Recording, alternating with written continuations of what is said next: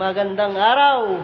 Papahauling po tayo ngayon ng water closet kasama yung tangke.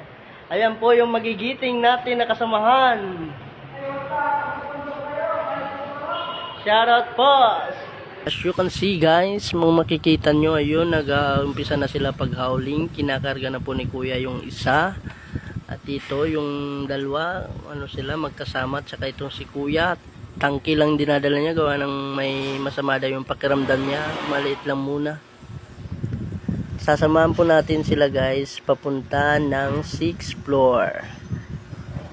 Naglalakad po sila papunta ng stairs. Doon nila itatambak sa may 6th floor dahil andun yung alimak.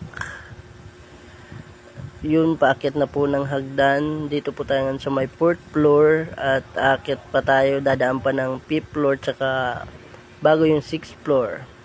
Sobrang bigat po yan guys, dala-dala nila.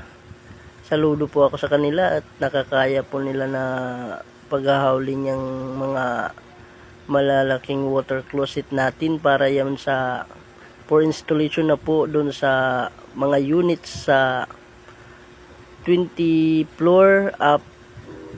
Kaya hinahakot na nila guys. Nandito na, nakarating na po tayo ng 6th floor. Papasok na po sa may drop off ng alimak.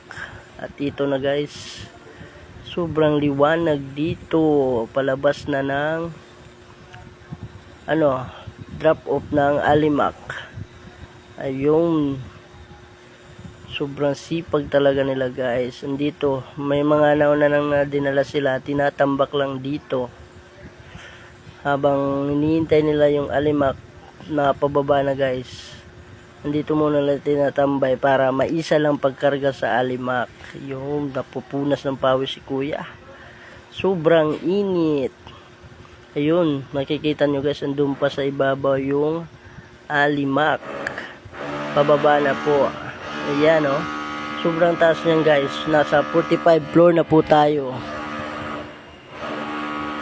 At yan, pababa na yung alimak. Kaantayin lang po nila yan guys para may karga na yung mga hinakot nila na plumbing fixtures at may akyat sa taas. Ito po yung 6th floor drop off ng alimak. Sobrang mataas-taas pa po. Yan yung drop off niya guys. That's all for today's video guys. Thanks for watching. Kuya GP TV. Peace yo.